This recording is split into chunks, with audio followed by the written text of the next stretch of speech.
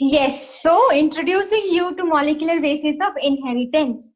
So yesterday I had given a small introduction on this, right? Like what actually we need to learn in this. And in the last chapter we had learned about gene, right?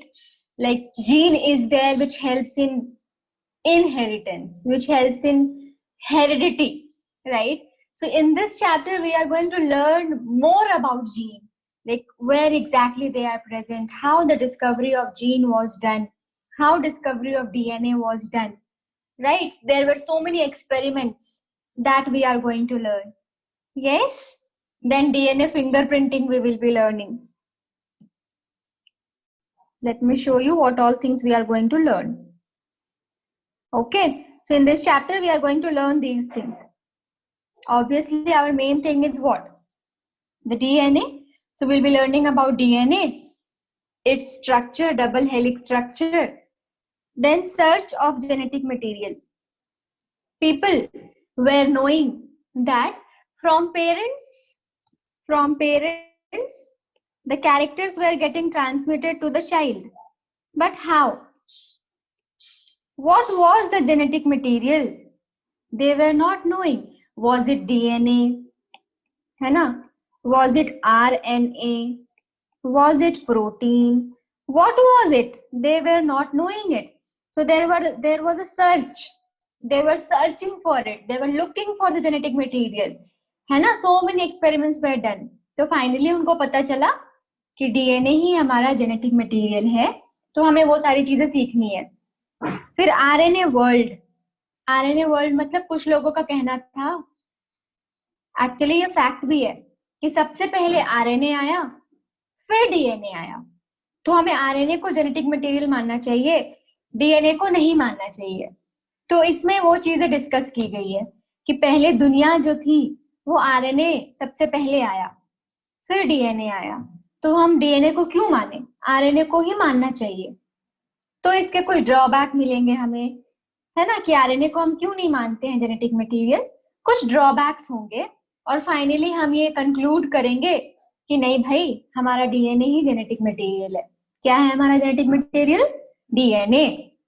अब DNA अगर genetic material है, मान लिया, तो वो कैसे replicate करता है? एक ही डीएनए तो नहीं है ना आपके बॉडी में. आपको पता होगा जब सेल साइकिल होता है एक एस फेज होता है, इंटरफेज याद है ना, इंटरफेज क्लास 11th में पढ़ा होगा. G1, S और G2 तीन फेजेस होते हैं. एस फेज में रेप्लिकेशन ऑफ डीएनए होता है. तो हम वो सीखेंगे कि एक्चुअली क्या प्रोसेसेस है, कौन कौन से एंजाइम्स हैं जो हेल्प करते हैं रेप्लिकेशन में. तो डीएनए से डीएनए देखेंगे बनता. जब डीएनए से डीएनए बनेगा तो वो आपका रेप्लिकेशन होगा. ऑब्वियसली बहुत सारे स्टेप्स होंगे, बहुत सारे एंजाइम्स होंगे. हाँ खुशबू, सिंथेसिस फेज बोलते हैं एस फेज को. ठीक है. अब बस इतना से काम नहीं हो गया, डीएनए से इसको कुछ और भी बनना होता है. जब डीएनए से एमआरएनए बनता है उसको क्या बोलते हैं? Transcription. What do you call that? You call that as transcription. DNA to messenger RNA. Okay, that is called as transcription. अब mRNA में कहानी खत्म नहीं होगी. क्या है कहानी आपकी कि DNA से DNA बनाया, उससे आपने mRNA बनाया, mRNA से आपने प्रोटीन बना दिया. और यही प्रोटीन एक्सप्रेस होता है ना. आपका स्किन का कलर क्या है, आपके आंखों का कलर क्या है, बालों का कलर क्या है, आप लंबे कितने हो, है ना. ये सारी चीजें, फीचर्स आपके, आप बोलते कैसे हो, आपकी आवाज कैसी आ रही है, सब कुछ किस पे डिपेंडेंट है? इस प्रोटीन पे. तो हम क्या डायरेक्टली प्रोटीन पढ़ ले? एमआरएनए से प्रोटीन बनने को प्रोसेस को क्या बोलते हैं? ट्रांसलेशन. डीएनए से एमआरएनए के प्रोसेस को क्या बोलते हैं? ट्रांसक्रिप्शन. ठीक है. तो बताओ, अगर मैं डायरेक्टली आपको प्रोटीन के बारे में पढ़ाने लगूं कि भाई ये प्रोटीन ऐसा है, वो प्रोटीन ऐसा है। कुछ समझ आएगा आपको? नहीं, राइट। तो हमें पहले क्या पढ़ना चाहिए? एमआरएनए। क्या पहले हमें एमआरएनए पढ़ना चाहिए? क्या पढ़ना चाहिए सोचो? सबसे पहले तो आप यही पढ़ोगे ना, डीएनए, क्योंकि सब कुछ इसी से आया है, पूरी कहानी यहीं से आ रही है। इसलिए हम सबसे पहले क्या पढ़ते हैं? डीएनए। फिर हम डीएनए से डीएनए पढ़ेंगे रेप्लिकेशन। कुछ कुछ एक्सपेरिमेंट होंगे इसमें, लोगों को पता चलेगा कि वो रेप्लिकेट कैसे करते हैं। तो वो सारे एक्सपेरिमेंट साइंटिस्ट ने किया था, तो हमें सीखना है कि ये प्रूफ कैसे हुआ था, है ना।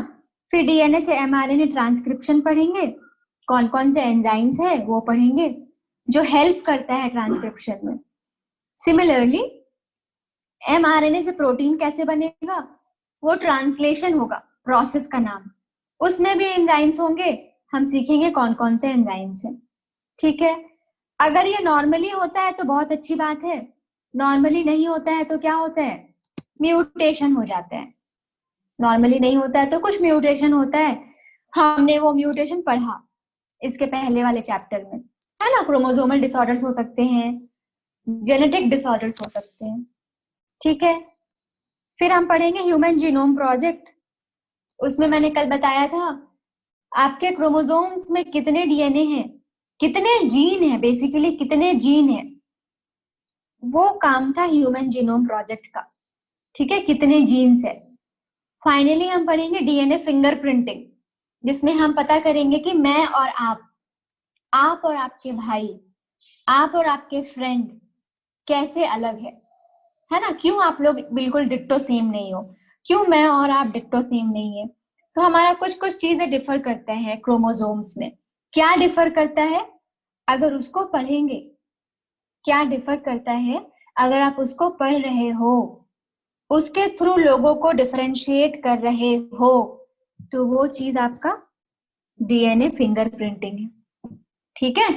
डीएनए फिंगरप्रिंटिंग ये फिंगरप्रिंट नहीं है, ठीक है। ये तो आपका अलग फिंगर, सिर्फ ये फिंगरप्रिंट है, ये सिर्फ फिंगरप्रिंट है। डीएनए फिंगरप्रिंटिंग मतलब हम डीएनए को देखेंगे कि मेरा डीएनए आपके डीएनए से कैसे अलग है। ठीक है। क्या समझ आ रहा है कुछ हम क्या पढ़ने वाले इस चैप्टर में? सबको ये समझ आया बेसिक्स? हम ये पढ़ने वाले हैं इस चैप्टर में। ठीक है। अब खुशबू बोल रही है, हमें एक इंफॉर्मेशन बता रहे हैं कि मैम ये डीएनए से आरएनए और आरएनए से प्रोटीन को क्या बोलते हैं? Central dogma. एकदम खुशबू, आप करेक्ट हो। इस प्रोसेस जो डीएनए से आरएनए बन रहा है, आरएनए से प्रोटीन बन रहा है, ये सेंट्रल डोग्मा है। जिनको पता है बहुत अच्छी बात है, जिनको नहीं पता है डरने की कोई बात नहीं है, सब सीख जाएंगे हम। ठीक है। सेंट्रल डोग्मा 10th में भी था ये। ठीक है, ये 10th में भी था ना आपका। डीएनए से एमआरएनए, एमआरएनए से प्रोटीन, ये आपका सेंट्रल डोग्मा कहलाता है। हमारे बॉडी में डीएनए से आरएनए बनता है, आरएनए से प्रोटीन बनता है। ठीक है। तो चलते हैं अब धीरे धीरे सीखते क्या है डीएनए के बारे में। रेडी? दिमाग को खोल ले, है ना। हम डीएनए सीखने वाले हैं। देखो कितना डिफिकल्ट स्ट्रक्चर है ना। डिफिकल्ट, डिफिकल्ट है क्या?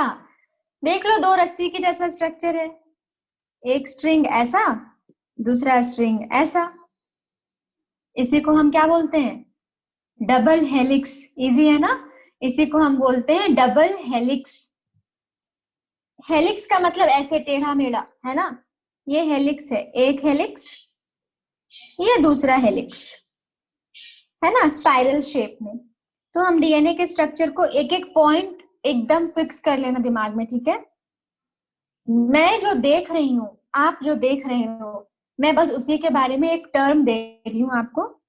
आप इसको बोल सकते हो डीएनए कैसा स्ट्रक्चर?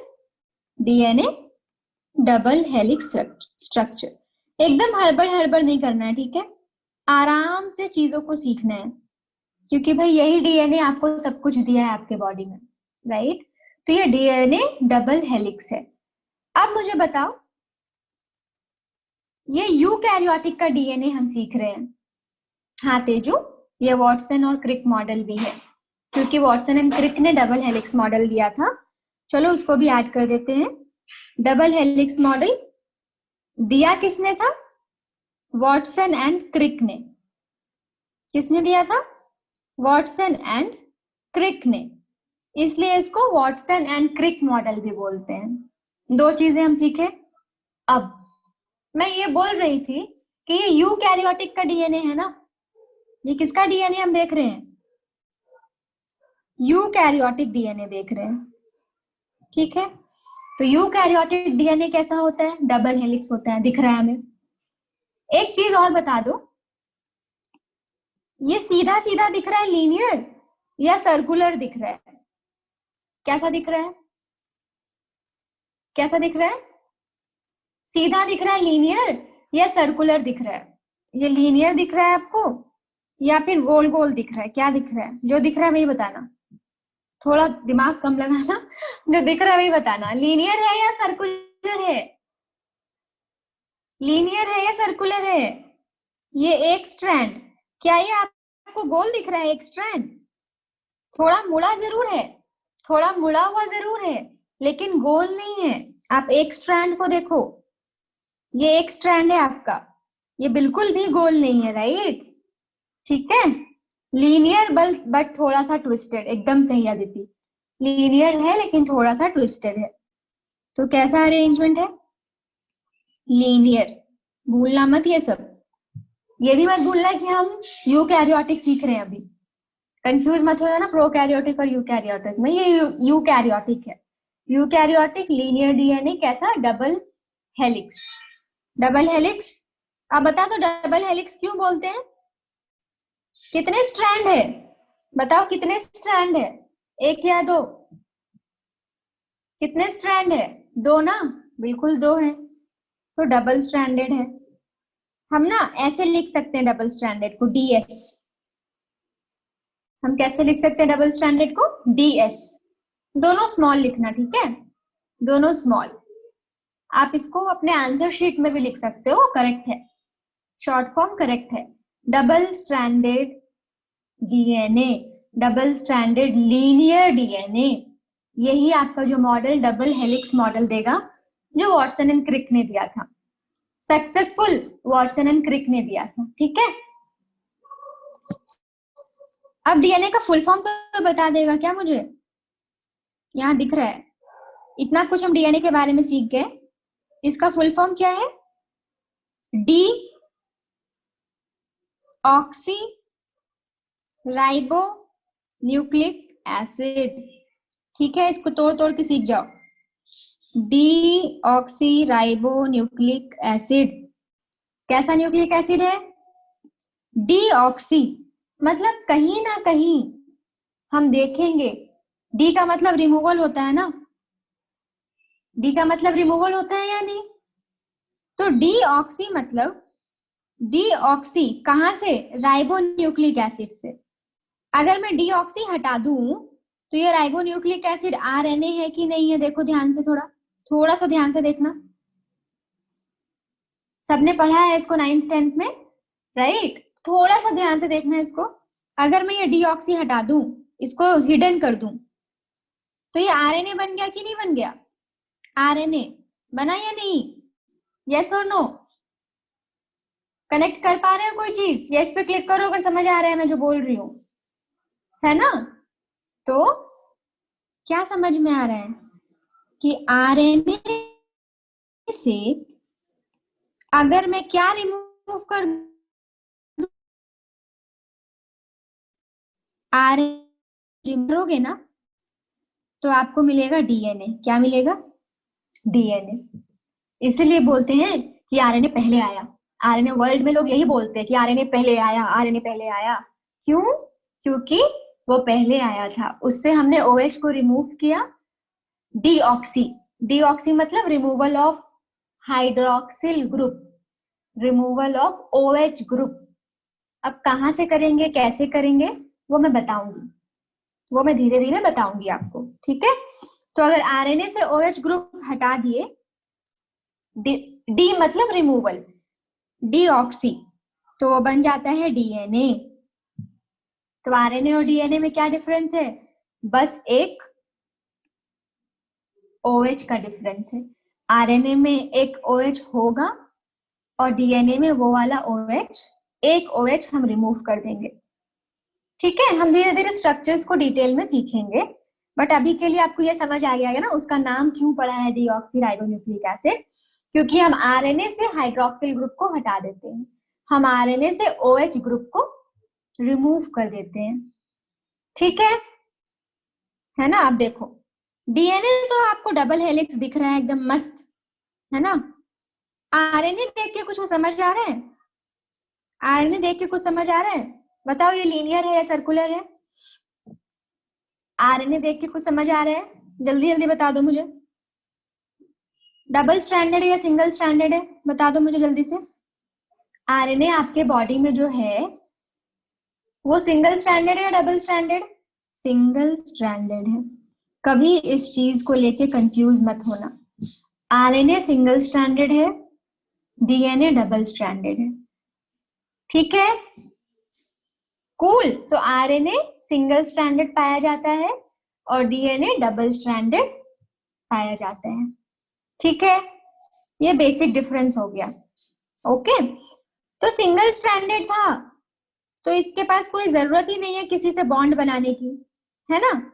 लेकिन यहां देखो ये डबल स्ट्रैंडेड है ना, तो देख रहे हो कुछ येलो ग्रीन ये सब कलर देख रहे हो? मतलब ये दो स्ट्रैंड है, दीज टू स्ट्रैंड्स वो कनेक्टेड है बॉन्ड से। दीज टू स्ट्रैंड्स वो कनेक्टेड है बॉन्ड से। कौन सा बॉन्ड है बताओ? ये कौन सा बॉन्ड है? इसको कौन सा बॉन्ड बोलते हैं हम? Hydrogen bond. कौन सा bond? The two strands of DNA are connected by which bond? Hydrogen bond. कौन से बॉन्ड से? Hydrogen bond. ठीक है, कुछ कुछ समझ आ रहा है ना? कुछ कुछ नई नई चीजें, कुछ कुछ, बहुत चीजें नई नई है अभी, बट कुछ कुछ हो सकता है। तो ये जो दो स्ट्रैंड है वो जुड़े हुए हैं बॉन्ड से, उस बॉन्ड का नाम है हाइड्रोजन बॉन्ड। Hydrogen bond. ठीक है ना? हाँ खुशबू, आपका जो डाउट है ना आरएनए से रिलेटेड वो क्लियर हो जाएगा बायोटेक्नोलॉजी चैप्टर में। ठीक है, हमारे बॉडी में आरएनए सिंगल स्ट्रैंडेड होता है, लेकिन अगर बाय चांस हमारे बॉडी में आरएनए डबल स्ट्रैंडेड हो जाए तो हमारे बॉडी में कुछ मैकेनिज्म स्टार्ट होता है, आरएनए इंटरफेरेंस। ठीक है, हम इसको पढ़ेंगे, याद रखना इसको बायोटेक्नोलॉजी में। लेकिन आपको अभी के लिए जानना है आपके बॉडी में आरएनए सिंगल स्ट्रैंडेड ही होने चाहिए।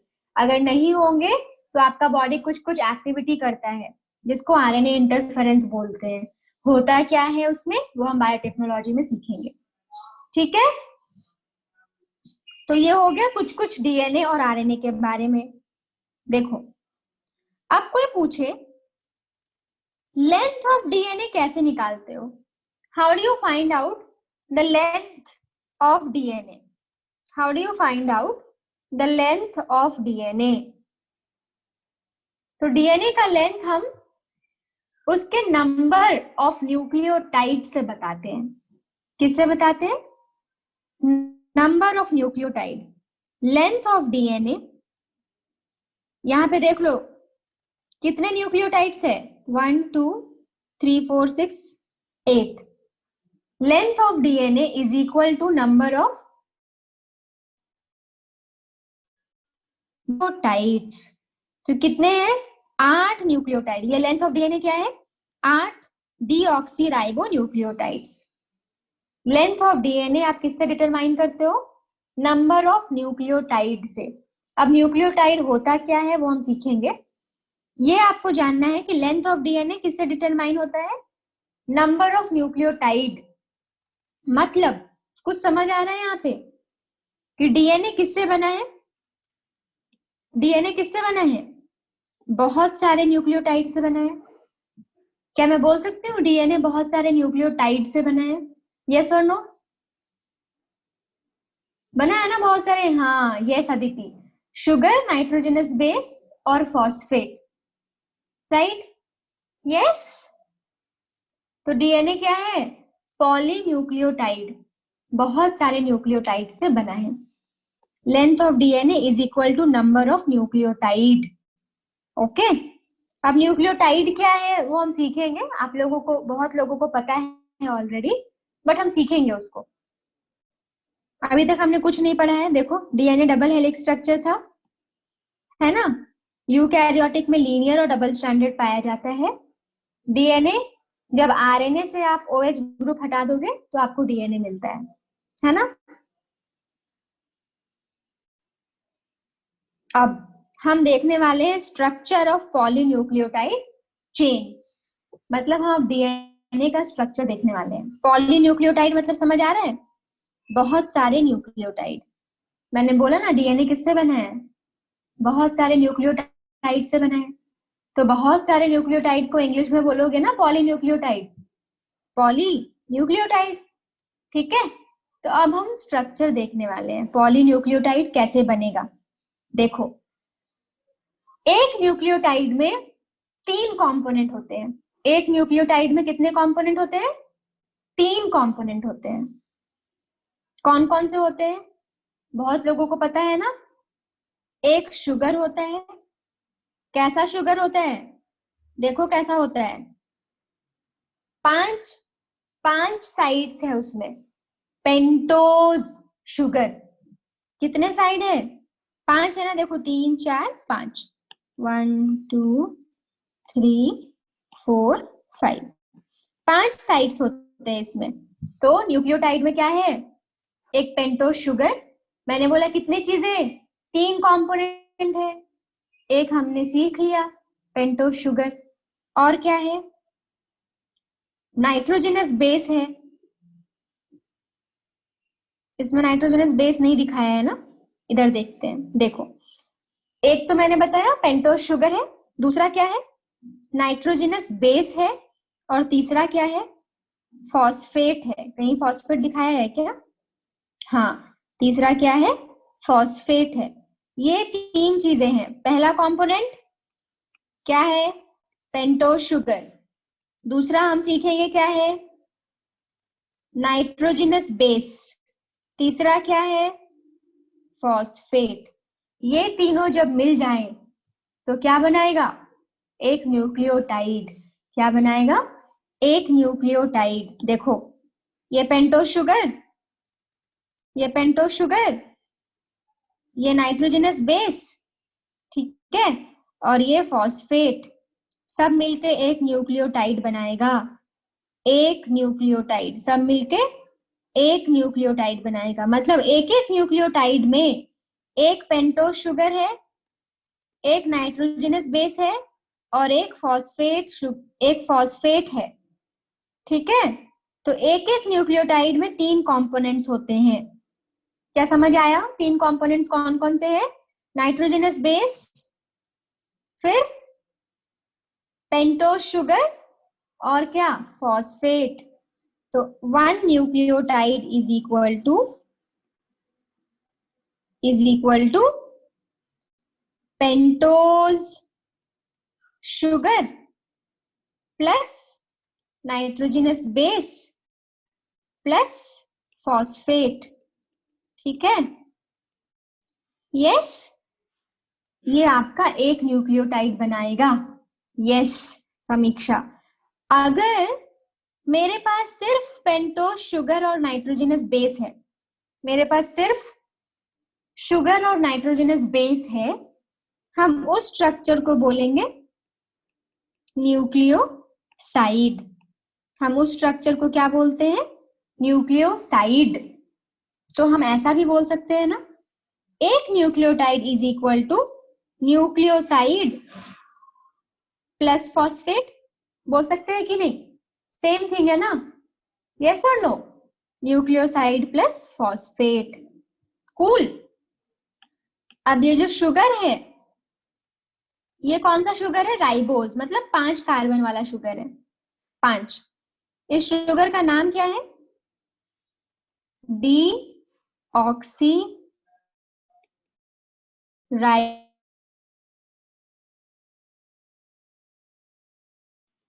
ठीक है, एक शुगर ऑक्सी राइबोस शुगर। अगर ये आरएनए होता, पता है क्या होता? अगर ये आरएनए होता, ये डीएनए के लिए था, अगर ये आरएनए होता तो शुगर का नाम क्या हो जाता पता है? क्या बोलते? अगर आरएनए होता तो शुगर का नाम क्या हो जाता? सिर्फ राइबोस शुगर। क्या होता? सिर्फ राइबोस शुगर। अब कुछ समझ आया? मतलब हम राइबोस शुगर से OH को निकालने वाले हैं। अभी अभी मैंने बताया था ना आपको कि आरएनए से हमें OH को निकालना है। मैंने ये नहीं बताया कहां से निकालना है। अब देखो मैंने ये क्लियर किया कि राइबोस के कौन से पार्ट से निकालेंगे, आरएनए के कौन से पार्ट से निकालेंगे, आरएनए के राइबोस शुगर से। जब राइबोस शुगर से आप OH हटा दोगे तो वो बन जाएगा डीऑक्सी राइबोस शुगर। वो बन जाएगा डीऑक्सी राइबोस शुगर। समझ आ रहा है ना सबको?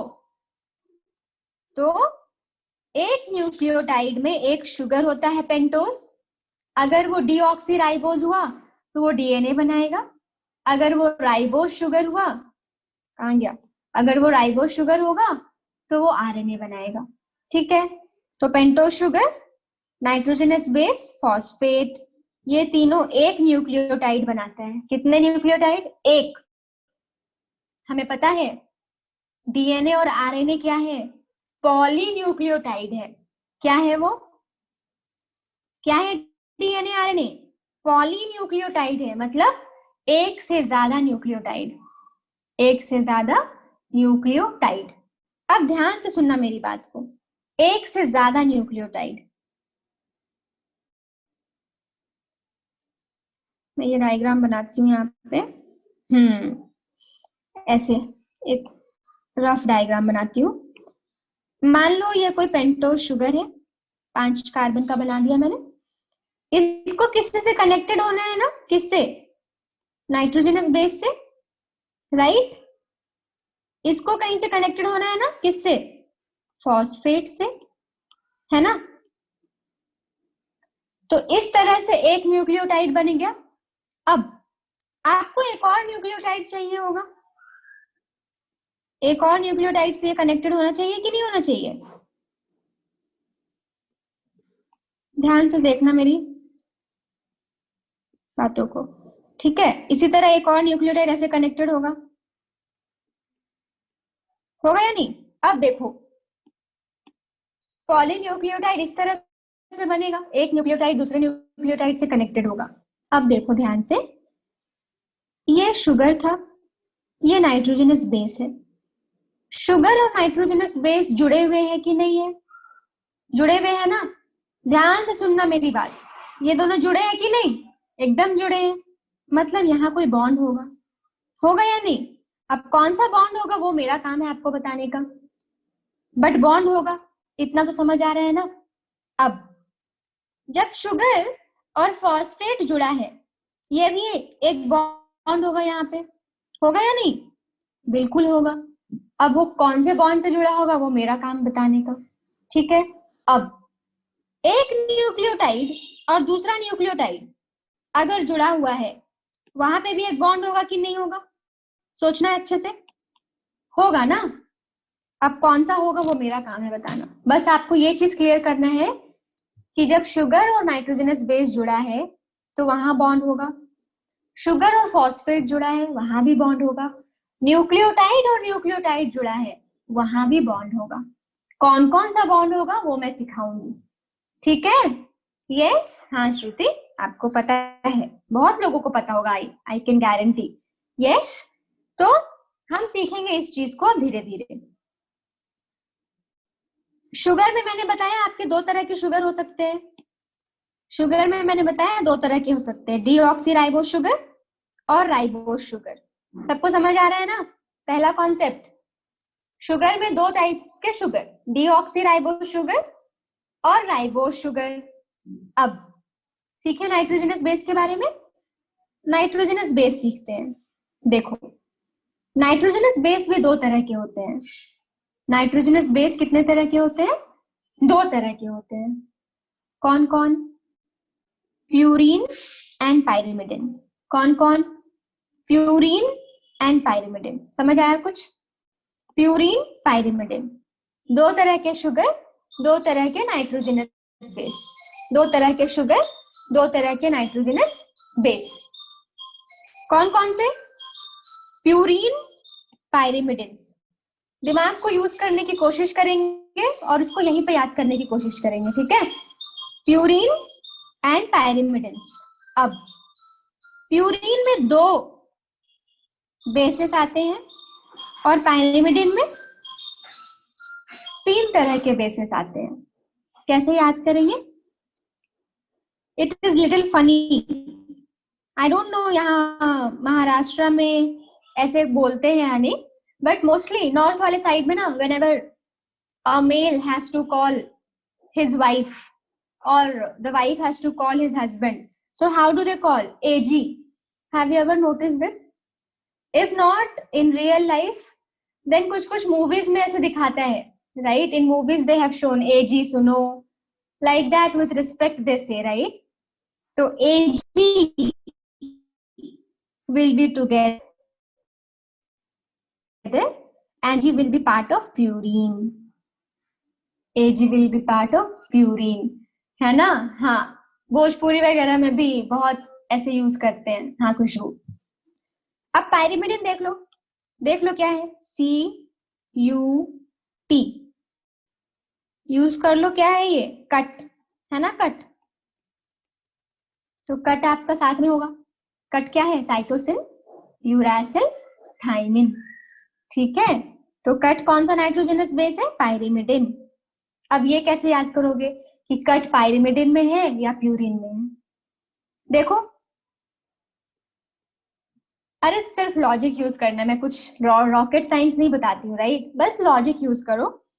पायरिमिडिन का वर्ड छोटा है या बड़ा है? पायरिमिडिन का वर्ड छोटा है या बड़ा है? प्यूरिन और पायरिमिडिन में कौन बड़ा है? बताओ, जल्दी जल्दी आंसर करना, हमें आगे भी पढ़ना है। प्यूरिन और पायरिमिडिन में कौन बड़ा है? पायरिमिडिन बड़ा है ना? तो भाई एजी और कट में कौन बड़ा है? एजी में सिर्फ 2 है, कट में 3 है कि नहीं? तो कट आपका कौन सा हो गया? पायरिमिडिन हो गया। एजी आपका छोटा है, तो एजी कौन सा हो गया? प्यूरिन हो गया। भूलोगे इसको आप? छोटी छोटी चीजें हैं, हम कंफ्यूज हो जाते हैं लाइफ में, है ना? हम उसको थोड़ा सिंप्लीफाई करके पढ़ेंगे। पायरिमिडिन बड़ा वर्ड, कट भी थोड़ा बड़ा वर्ड।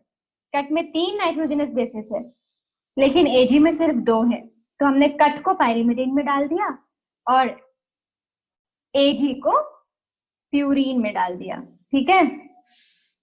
हाँ, यस, पायरिमिडिन बड़ा है तो उसको कट कर दो, एकदम सही है ना? Yes, okay. मेरी आवाज? अब कुछ और इंफॉर्मेशन नाइट्रोजनस बेस पे देखते हैं। कुछ याद है? शुगर में मैंने बोला डीएनए के लिए कौन सा शुगर था? Deoxyribose sugar. आरएनए के लिए कौन सा शुगर था? Ribose sugar. अब हम नाइट्रोजनस बेस का डिफरेंस देखेंगे कि डीएनए में कौन सा प्रेजेंट होता है और आरएनए में कौन सा प्रेजेंट होता है। ठीक है, तो बस एक छोटा सा डिफरेंस है। अगर आरएनए है, अगर आरएनए है, तो उसके पास सब कुछ होगा, उसके पास सब होगा। ठीक है, ए भी होगा, जी भी होगा, लेकिन किसी को पता है ये चीज? एक आंसर मुझे मिला था अभी। थाइमिन के जगह, थाइमिन के जगह अगर आरएनए है तो क्या होता है? यूरासिल। आरएनए में क्या पाया जाता है? यूरासिल। क्या नहीं पाया?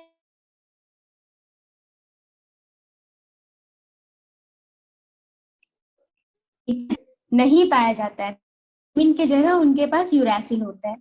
तो भाई डीएनए का सोच लो फिर। डीएनए में क्या नहीं पाया जाएगा? डीएनए में यूरासिल नहीं पाया जाएगा, डीएनए में क्या पाया जाएगा? थाइमिन।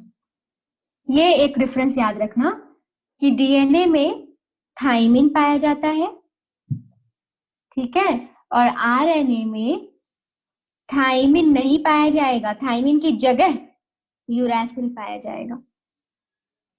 ठीक है, जब आप डीएनए देखोगे ना तो देखोगे जैसे जैसे ये बना हुआ है, ए के साथ कौन बाइंड करता है? टी। अगर हम डीएनए की बात करें तो ए के साथ कौन बाइंड करता है? टी। एडेनिन के साथ टी एट। और सी के साथ कौन बाइंड करता है? जी, गुआनिन। है ना, हमने अभी देखा था ना, 2 स्ट्रैंड थे, दोनों जुड़े हुए थे हाइड्रोजन बॉन्ड से, देखा था ना। तो ए और टी के बीच में कौन सा बॉन्ड होगा, सोचो? Hydrogen bond. सी और जी के बीच में कौन सा बॉन्ड होगा? Hydrogen bond. ठीक है, सी और जी के बीच में कितने हाइड्रोजन बॉन्ड होते हैं पता है? कितने मैंने ड्रॉ किया? सी और जी के बीच में 3 हाइड्रोजन बॉन्ड होते हैं। और ए और टी के बीच में कितने हाइड्रोजन बॉन्ड होते हैं? कितने मैंने ड्रॉ किए हैं? 2। यहाँ पे 2 होंगे और यहाँ पे 3 होंगे। ठीक है, सबको कुछ कुछ समझ आ गया होगा। आरएनए अगर है तो, अगर आरएनए है वहां पे थाइमिन नहीं लिखोगे आप। अगर आरएनए है तो आप थाइमिन नहीं लिखोगे, जहां जहां थाइमिन है उसको कट करके क्या लिख दोगे? यूरैसिल लिख दोगे। ठीक है, तो आपको कुछ समझ आ गया होगा अभी तक? कुछ क्या, सब कुछ समझ आना चाहिए। नाइट्रोजनस बेस 2 तरह के, प्यूरिन पाइरिमिडिन। प्यूरिन में एजी, पाइरिमिडिन में कट, है ना। ए किससे बाइंड करता है? टी से। सी किससे बाइंड करता है? जी से। सी और जी के बीच में 3 हाइड्रोजन बॉन्ड और ए और टी के बीच में 2 हाइड्रोजन बॉन्ड। ठीक है, तो ये आपके 2 तरह के नाइट्रोजनस बेसेस हो गए। किसी को कोई डाउट यहाँ तक पूछ सकते हो? Anyone has any doubt? Click on yes if doubt is there. Click on no if there is no doubt and we can proceed. Okay. Yes. Awesome. ठीक है, तो ये सारी चीजें हमने सीखी। अब देखो, ध्यान से देखना, मैंने बोला था ना कुछ कुछ बॉन्ड होंगे, है ना। अगर एक न्यूक्लियोटाइड दूसरे न्यूक्लियोटाइड से कनेक्टेड है तो यहाँ पे कुछ बॉन्ड होगा, तो हम वो सीख रहे हैं। ठीक है, हाँ चलो, एक चीज और है, बैकबोन। एक और कॉन्सेप्ट क्या है? बैकबोन। बॉन्ड सीखने से पहले हम बैकबोन सीख लेते हैं। आपको क्या दिख रहा है यहाँ पे बैकबोन? सोचो, इसमें क्लियर नहीं दिख रहा, देखती हूं मैं अगर कोई डायग्राम वैसा है। यस, इसमें आपको क्लियर दिख जाएगा। आपको कौन सा स्ट्रक्चर बैकबोन की जैसा दिख रहा है? मैं आपको नाम बता देती हूँ, नाम बता देती हूँ। ये आपका शुगर है ना, ये आपका फॉस्फेट है, ये शुगर है। ठीक है, और इधर से नाइट्रोजनस बेस है, इधर से क्या है? नाइट्रोजनस बेस है। अब मुझे बताओ, इसमें बैकबोन के जैसा कौन दिख रहा है? कौन सा स्ट्रक्चर न्यूक्लियोटाइड का बैकबोन के जैसा दिख रहा है, एकदम स्ट्रेट खड़ा है, जो सपोर्ट दे रहा है? कौन सा दिख रहा है बताओ? ये दोनों देखो बैकबोन जैसा स्ट्रक्चर बना रहे हैं कि नहीं, एकदम सीधा स्ट्रेट, और इधर से निकल रहा है नाइट्रोजनस बेस, है ना। तो अगर कोई पूछता है कि बैकबोन कौन बनाता है न्यूक्लियोटाइड में या डीएनए में, बैकबोन कौन बनाता है? तो जो आपको सीधा दिख रहा है स्ट्रक्चर में लिख दो, शुगर प्लस फॉस्फेट, है ना, शुगर प्लस फॉस्फेट, ये बैकबोन बनाएगा, है ना। तो सीढ़ी कौन बनाएगा बताओ? यहाँ सीढ़ी किसका है? ऐसे ऐसे लैडर जैसा स्ट्रक्चर किसका होगा? नाइट्रोजनस बेस से होगा। तो आप इसको ध्यान से देखो, डीएनए हमारा डबल हेलिक्स होता है ना, डीएनए हमारा डबल हेलिक्स होता है, तो एक स्ट्रैंड ये है आपका दूसरा स्ट्रैंड ये है ना? एक स्ट्रैंड ये है और दूसरा स्ट्रैंड ये है, ठीक है।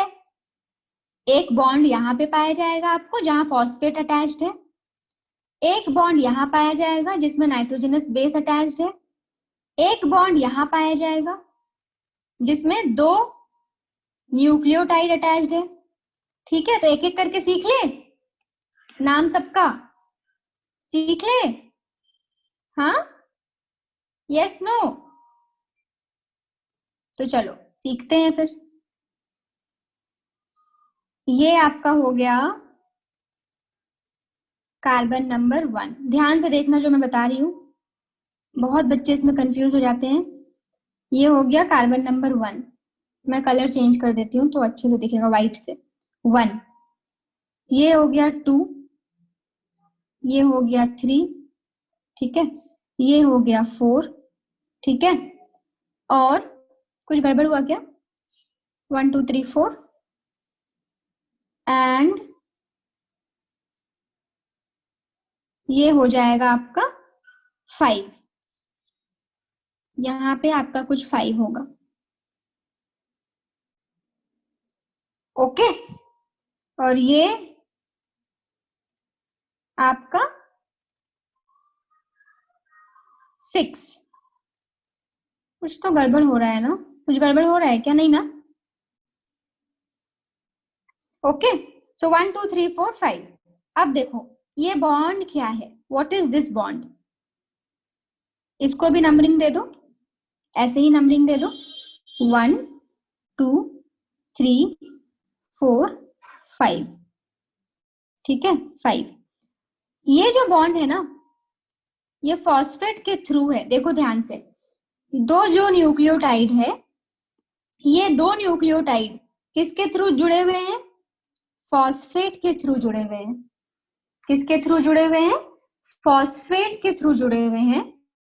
और ध्यान से देखो, इसका तीसरा पोजीशन यहाँ पे है और इसका 5वां पोजीशन यहाँ पे है। इस बॉन्ड को बोलते हैं हम ईस्टर बॉन्ड, इसको भी बोलते हैं ईस्टर बॉन्ड। कितने ईस्टर बॉन्ड? फॉस्फेट के बीच में देखो कितने ईस्टर बॉन्ड? 2 ester bond. और इसके बीच में फॉस्फेट है, इसके बीच में फॉस्फेट है, तो इसको क्या बोलोगे? फॉस्फोडाई ईस्टर बॉन्ड। क्या बोलोगे? फॉस्फो,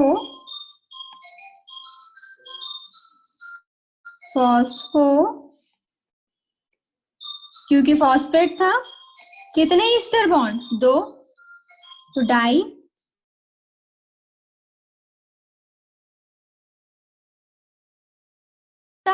कौन कौन से डायरेक्शन में है देखो,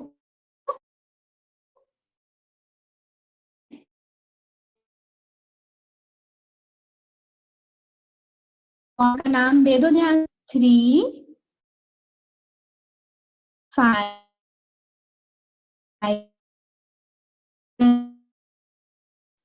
3 5 फॉस्फेट बॉन्ड, 3 5 फॉस्फोडाइस्टर बॉन्ड। सो इससे आपका 2 न्यूक्लियोटाइड अटैच्ड है। 2 न्यूक्लियोटाइड कौन से बॉन्ड से अटैच्ड है? 3 5 फॉस्फोडाई ईस्टर बॉन्ड। समझ आया सबको? अब एक हमने सीख लिया, 2 न्यूक्लियोटाइड के बीच में। देखो मैं चाहूं तो मैं आपको रटवा सकती हूँ, ऐसे ही बोल दे सकती हूँ, right? But I am giving some time here so that आपको थोड़ा डाइजेस्ट हो चीजें, है ना? कोई आपसे पूछने नहीं वाला कैसे हो रहा है ये बताओ, लेकिन आपको पता होना चाहिए, राइट? अगर आप चाहते हो तभी मैं बताऊंगी, राइट? नहीं तो मैं 1 मिनट में बता सकती हूँ, राइट, कि कौन सा बॉन्ड होगा यहाँ पे। अब इसको देखो, यहाँ पे कोई नाइट्रोजनस बेस है ना, पहले पोजीशन पे क्या है? यहाँ पे कोई नाइट्रोजनस बेस है, कोई नाइट्रोजनस बेस है। ये बॉन्ड का नाम क्या है पता है? Glycosidic bond. इस बॉन्ड को क्या बोलते हैं हम? क्या बोलते हैं? Glycosidic bond. क्या बोलते हैं? ग्लाइकोसिडिक बॉन्ड, ठीक है, ग्लाइकोसिडिक बॉन्ड।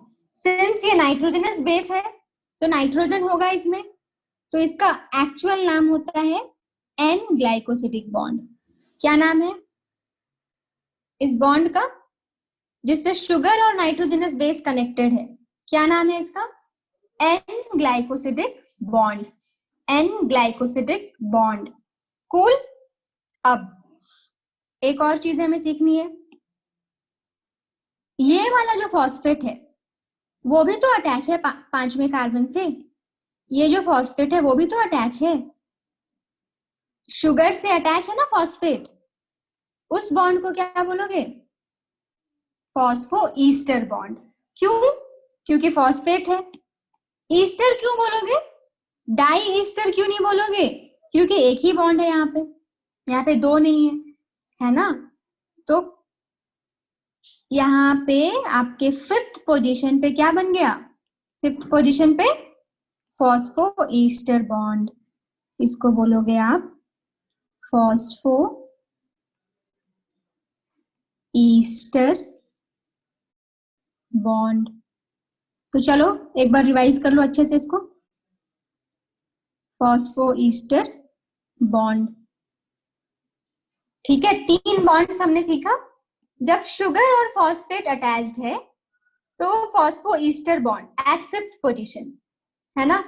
अब जब शुगर और नाइट्रोजनस बेस अटैच्ड है, कौन सा बॉन्ड है वो? N glycosidic bond.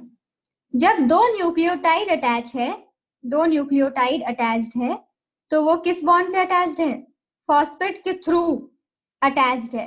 3 और 5 पोजीशन पे अटैच्ड है, तो इसका नाम क्या है? 3,5 phosphodiester bond. 3,5 phosphodiester bond. ठीक है, तो ये आपका ऐसा एक स्ट्रैंड है। सिमिलरली यहाँ पे आपका दूसरा स्ट्रैंड है। ठीक है, ये दूसरा स्ट्रैंड है आपका। यहाँ पे भी आपका नाइट्रोजनस बेस है, सेम बॉन्ड होगा, है ना। यस।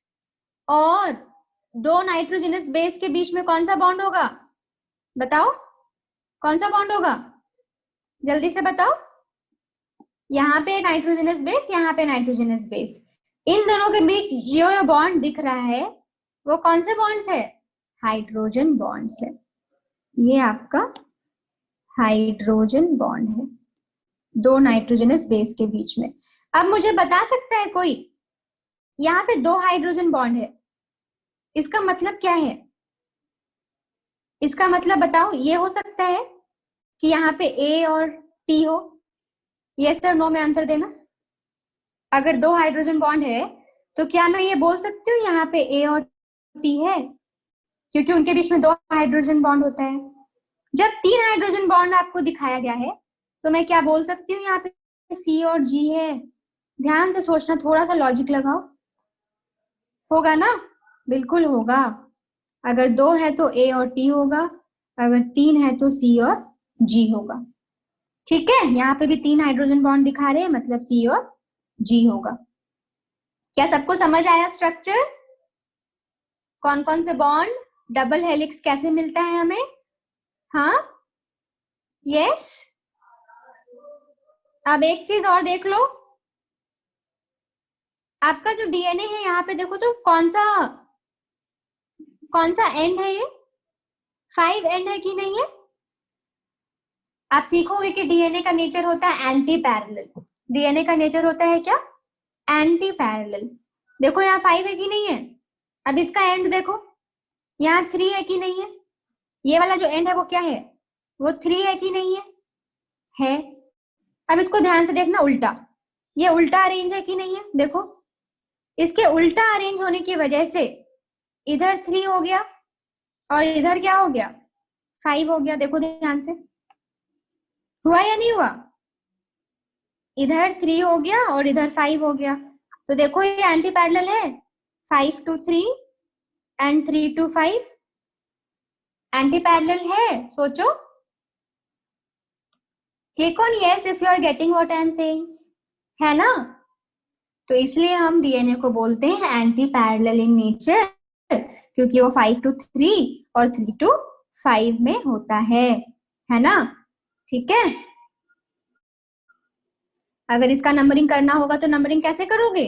1 2 3 4 5 6।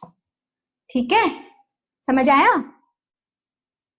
तो 5 पे आप देख लो, ये 5 वाला यहाँ पे फ्री है लास्ट में, लास्ट वाला भी नंबरिंग करके देख लो। 1, नाइट्रोजनस बेस तो फर्स्ट पोजीशन पे बनता है ना। 2 3 4 5, है ना, 5 तक आ गया। तो यहाँ पे 3 वाला एंड फ्री, यहाँ पे 5 वाला एंड फ्री। बट इस वाले केस में यहाँ 5 वाला एंड फ्री था और यहाँ 3rd वाला एंड फ्री। उनके अरेंजमेंट की वजह से आप एंटी पैरेलल डीएनए पाते हो। ठीक है, ओके। अगर किसी को डाउट है तो देखो, यहाँ पे मैं एक स्ट्रक्चर बना देती हूँ ऐसे।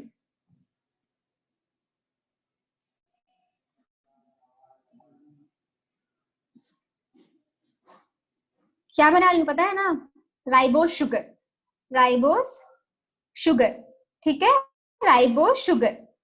जिसको भी थोड़ा भी समझ नहीं आया ध्यान से देखो यहाँ पे। राइबोस शुगर कैसा शुगर है ये? Pentose sugar. क्यों? क्योंकि ये पेंटागन का शेप है। क्योंकि क्या शेप है? पेंटागन का शेप है। अब इसका हम अच्छे से स्ट्रक्चर बनाते हैं। ठीक है, ऐसे स्ट्रक्चर होता है इसका।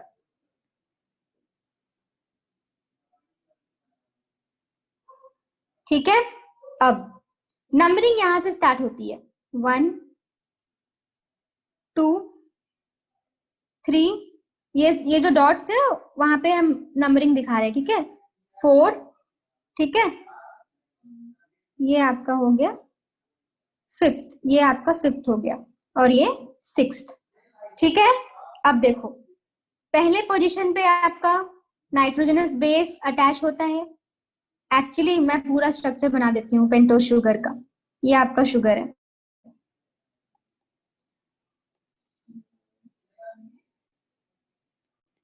ये आपका पेंटोस शुगर है। ठीक है,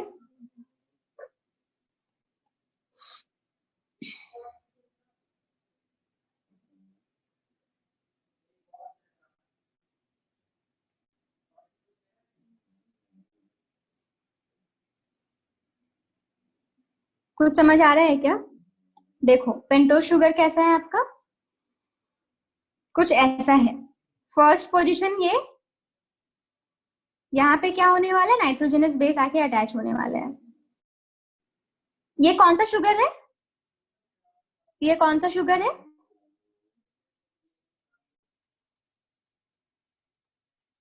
ये डीऑक्सी राइबोस शुगर है। कौन सा शुगर है? डीऑक्सी राइबोस शुगर है। डीऑक्सी राइबोस शुगर है। डीऑक्सी मैं इसलिए बोल रही हूं क्योंकि यहाँ पे मैंने H लिखा है। कुछ याद आ रहा है? यहाँ पे मैंने H लिखा है। अगर मैं इस H को OH लिख दूं तो ये बन जाएगा कौन सा शुगर? Ribose sugar. ये बन जाएगा कौन सा शुगर? Ribose sugar. बस ये समझो, ये आपका डीऑक्सी राइबोस शुगर है। ठीक है, यहां से नंबरिंग स्टार्ट किया हमने 1, तो यहाँ पे आपका 1 पे कौन अटैच होता है? Nitrogenous base. 2 3, है ना, यहाँ 3 से यहाँ का 3 किससे अटैच होगा? एक फॉस्फेट से, और फिर दूसरे 5th पोजीशन से, और दूसरा न्यूक्लियोटाइड यहाँ पे अटैच होगा।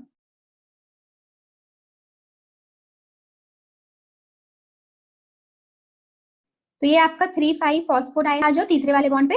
तो 1 2 3 4, ये आपका 5th पोजीशन है। This is your 5th position, है ना। तो ये 5th पोजीशन पे क्या हो रहा है? एक फॉस्फेट आके ऐड हो जाएगा। इस बॉन्ड को क्या बोलोगे? Phospho ester bond. क्या समझ आया अभी ये कैसे हो रहा है? Is it clear now? Click on yes. Is it clear कि कैसे बॉन्ड बने हैं? फर्स्ट पोजीशन पे, 3rd 5 पोजीशन पे 3 5 फॉस्फोडाइस्टर बॉन्ड, और 5th पोजीशन पे, 5th पोजीशन पे फॉस्फेट के साथ। समझ आया? यस। ठीक है, तो वैसे ही यहाँ पे बॉन्ड्स बने हैं। आई होप ये सबको समझ आ गया होगा कैसे कैसे बॉन्ड्स बने हैं। सबको समझ आया? एक बार देख लो, मैं स्लाइड्स को थोड़ा घुमा देती हूँ इधर उधर। आई होप सबको समझ आ गया होगा। ठीक है, तो हमने डीएनए का स्ट्रक्चर देखा। यस, शुगर दो तरह के होते हैं, डीऑक्सीराइबोज और राइबोज, वो देखा। नाइट्रोजनस बेस दो तरह के होते हैं, प्यूरिन और पायरिमिडिन। पायरिमिडिन बड़ा है तो कट कर दो, प्यूरिन छोटा है, एजी। ए और टी के बीच में 2 हाइड्रोजन बॉन्ड, सी और जी के बीच में 3 हाइड्रोजन बॉन्ड, है ना। फिर हमने देखा कि 5 एंड कैसे मिलता है, 3 एंड कैसे मिलता है। बैकबोन क्या है, तो बैकबोन आपका क्या है, शुगर और फॉस्फेट है ना। इन दोनों के बीच में, 2 न्यूक्लियोटाइड के बीच में कौन सा बॉन्ड है, 3,5 फॉस्फोडाइस्टर बॉन्ड है ना। फॉस्फोईस्टर बॉन्ड 5वां एंड पे होगा। नाइट्रोजनस बेस के साथ कौन सा बॉन्ड होगा, एन ग्लाइकोसिडिक बॉन्ड होगा, राइट। डीएनए का नेचर क्या होता है, देखो यहाँ पे मैंने आरएनए में बोला था ना, मैंने आरएनए में क्या बोला था कि सेकेंड पोजीशन पे OH है तो आरएनए है, सेकेंड पोजीशन पे OH नहीं है तो वो डीएनए है। देखो ये सेकेंड पोजीशन है, अगर इस पे मैं OH लिख देती ना तो ये राइबोज बन जाता। सिंस इट इज डीऑक्सीराइबोज, मैंने OH को रिमूव कर दिया तो ये बन गया डीऑक्सीराइबोज शुगर। ठीक है, यस। तो this is how we have learned the structure of DNA. ठीक है, यस। चलो इस क्वेश्चन को कौन आंसर कर सकता है, जल्दी से आंसर करो तो। इस क्वेश्चन को कौन आंसर कर सकते हैं, what is the nature of the strand of the DNA duplex. What is the nature of the strands of DNA duplex, क्या नेचर है उनका। सोचो, रोशनी ने आंसर दे दिया है, पोल कर दूं क्या, चलो पोल लॉन्च कर देती हूँ ताकि लोगों को इजी हो आंसर करने में। ठीक है, आई हैव लॉन्च द पोल। सोचो, सोच के आंसर देना, ठीक है, ऐसे रैंडम मत करना, ठीक है। सोच के आंसर दो सब कोई। यू शुड चेक ना आपको समझ आया कि नहीं आया, और मुझे भी समझ आएगा कि आपको समझ आया कि नहीं आया, है ना। तो कैसा नेचर है, सोचो, क्या वो आइडेंटिकल है, ध्यान से देख लो सारा ऑप्शंस। हाँ तेजू, आंसर दिया हुआ है, ऐसा भी हो सकता है आंसर गलत हो ना, ऐसा भी तो ट्रिक हो सकता है ना कि आंसर गलत है, मैंने जानबूझ कैसे दिखाया है आपको समझाने के लिए, आपको कंफ्यूज करने के लिए।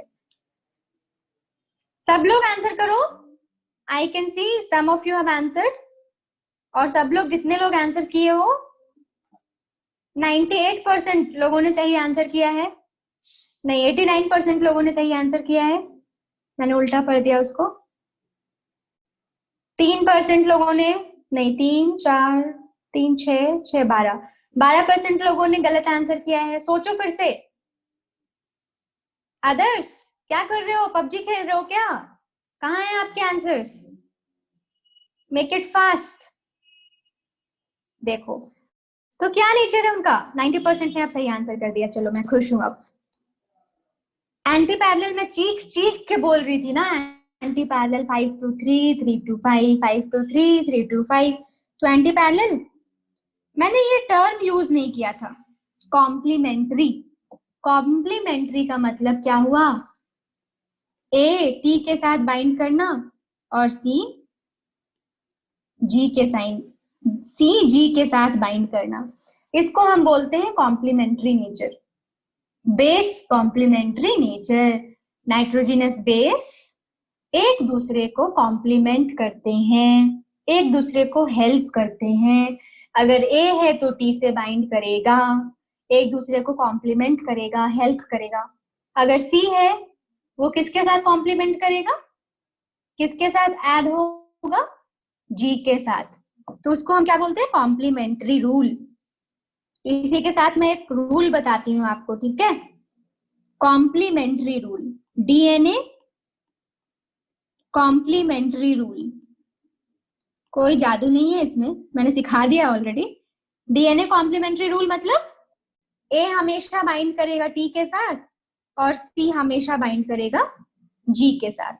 यही है डीएनए कॉम्प्लीमेंट्री रूल। कोई पूछे तो बता देना, ऐसा मत बोलना मैम ने पढ़ाया ही नहीं है, ठीक है? नाक मत कटाना मेरी। ओके, सो कॉम्प्लीमेंट्री रूल क्या है? सी जी और ए टी, ठीक है? यस। तो सिर्फ 50% लोगों ने आंसर किया था ये। 50% लोगों में 90% लोगों ने सही आंसर किया था। मेरे को 100% लोगों का आंसर चाहिए, ठीक है? पोल में तो कम से कम आंसर कर ही सकते हो ना, इतना क्या लेजीनेस। ठीक है, चलो अब ये कुछ ऐसा है जो हमने पहले ही सीख लिया, सेंट्रल डोग्मा। सेंट्रल डोग्मा मैंने सीखा ना, मैंने नहीं सबने सीखा। क्या सीखा? देखो, डीएनए से डीएनए बनता है तो क्या बोलते हैं उसको? रिवाइज हो जाएगा आपका, रेप्लिकेशन। डीएनए से आरएनए बन गया तो क्या बोलोगे इसको? ट्रांसक्रिप्शन। और आरएनए से प्रोटीन बन गया तो क्या बोलोगे इसको? ट्रांसलेशन। और यही आपका क्या है? Central dogma.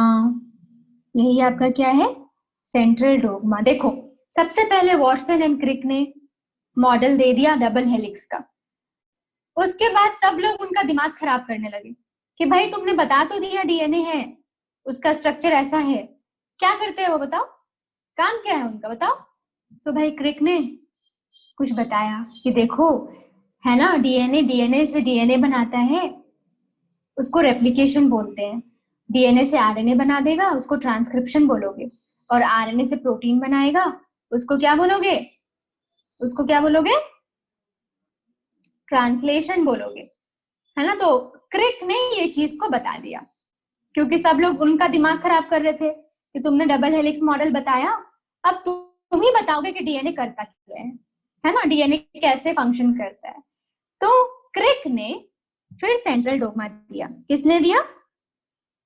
क्रिक ने सेंट्रल डोग्मा दिया कि डीएनए से डीएनए, डीएनए से आरएनए, आरएनए से प्रोटीन, है ना? ये सेंट्रल डोग्मा वायरस के साथ फॉलो करता है क्या? सोचो, बहुत सारे ऐसे वायरस होते हैं, जैसे कि एड्स वायरस, है ना? बहुत सारे ऐसे वायरस होते हैं। कोरोना वायरस भी वही है, आरएनए वायरस है ना? कोरोना वायरस भी आपका आरएनए वायरस है, राइट? वो आरएनए होते हैं, बॉडी में जाने के बाद आरएनए से डीएनए बनते हैं। ये किसने डिस्कवर किया था पता है? किसी को ये पता है? सेंट्रल डोग्मा तो क्रिक ने बताया। क्या आरएनए कभी डीएनए बनाता है? बिल्कुल बनाता है, हमें दिखता है वायरस के केस में। वो किसने डिस्कवर किया था? किसी को पता है? बहुत ही ज्यादा शांति दिख रही है मुझे। नहीं पता क्या? ठीक है, बता देती हूँ फिर। वो क्या है? टेमिन। किसने डिस्कवर किया था ये? टेमिन। इसीलिए इसको देखो, ध्यान से देखना, ट्रांसक्रिप्शन में क्या होता है? डीएनए से आरएनए। यहाँ पे क्या हो रहा है देखो तो, आरएनए से डीएनए हो रहा है। क्या मैं इसको बोलूं रिवर्स ट्रांसक्रिप्शन? ध्यान से देखना और बताना मुझे, बोल सकती हूँ कि नहीं। रिवर्स, स्पेलिंग गलत लिखा है मैंने, इसको सही करने देती हूँ। रिवर्स ट्रांसक्रिप्शन, जल्दी से बताओ, लिख सकती हूँ कि नहीं? एकदम यस पे क्लिक करना चाहिए जल्दी से, अगर यस है तो, नहीं तो नहीं पे क्लिक कर दो फटाफट। यस कर सकती हूँ ना? अरे नो पे किसने क्लिक किया? नहीं नहीं, किसी ने नहीं किया। तो रिवर्स ट्रांसक्रिप्शन बोलते हैं। ये किसने डिस्कवर किया था? टेमिन ने। किसने? टेमिन ने। इसलिए टेमिन के नाम पे इसको नाम दिया गया है टेमिनिज्म। क्या नाम दिया गया है? भूल जाओगे क्या? मत भूलना, ठीक है? क्या बोलते हैं इसको? टेमिनिज्म। तो भाई कहीं रिवर्स ट्रांसक्रिप्शन आया, वो तो इजी है, आप समझ जाओगे। आरएनए से डीएनए बन गया, रिवर्स ट्रांसक्रिप्शन। किसी ने बोला टेमिनिज्म क्या होता है? बहुत बायो पढ़ते हो ना, बताओ टेमिनिज्म क्या होता है? तो बता दोगे ना क्या है ये? कुछ भी नहीं, आपका सिंपल रिवर्स ट्रांसक्रिप्शन है। सिंस टेमिन ने डिस्कवर किया तो हम इसको टेमिनिज्म भी बोलते हैं। ठीक है, क्या सबको यहां तक क्लियर है सेंट्रल डोगमा? यस और नो? यहां तक सबको क्लियर है? सबके आंसर्स आने चाहिए। नो कर दो, मैं खुश रहूंगी, लेकिन कुछ तो बोल दो। हाँ, वेयर इज द एनर्जी? इतना मैसेजेस करते होगे अपने फ्रेंड्स को, राइट? एक यस और नो पे तो क्लिक करना है, जल्दी से कर दो। यस? चलो ठीक है, तो अब हम कल क्या सीखेंगे? कल हम सीखेंगे डीएनए पैकेजिंग, कि डीएनए कैसे पैकेज है। डीएनए का लेंथ मैंने बताया था ना, 2 मीटर का है। कितने मीटर का है? 2 मीटर, इतना लंबा लंबा 2, है ना? 2 मीटर का डीएनए है, और वो आपके छोटे से न्यूक्लियस में पैक है ना? तो हम सीखेंगे इसको कौन सी क्लास में सीखेंगे? अब नेक्स्ट वीक में सीखेंगे अब, है ना? साई को एकदम, अब साई परेशान हो गए थे आप कि संडे को भी मैम क्लास लेंगी। नहीं नहीं, कल क्लास नहीं लूंगी, अब नेक्स्ट वीक मिलेंगे हम थर्सडे को, ठीक है? यस, है ना? तो आपका नेक्स्ट संडे एक टेस्ट होगा, प्रिंसिपल ऑफ वो इनहेरिटेंस वाला जो चैप्टर है। कल कोई टेस्ट नहीं है बायो में, नेक्स्ट वीक संडे को टेस्ट होगा, इनहेरिटेंस एंड वेरिएशन। ठीक है, कोई एक्स्ट्रा पीरियड नहीं है, कुछ भी नहीं ले रही मैं, एकदम चिल रहना है लाइफ में, कोई टेंशन नहीं लेना है। बट जब सीखने का टाइम आए तो सीखना है, ठीक है? सीखना है, उसको कभी भी फ्री टाइम मिले मस्त एंजॉय करते करते रिकॉल करना है।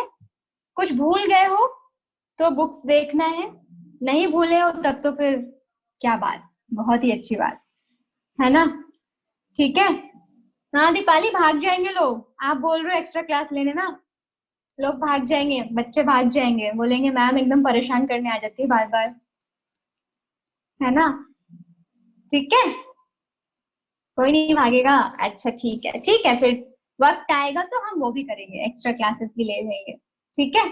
चलो ठीक है फिर, until when? Thursday, right? Thursday we are going to meet, right? Take care. Bye bye. See you all. God bless you. Bye.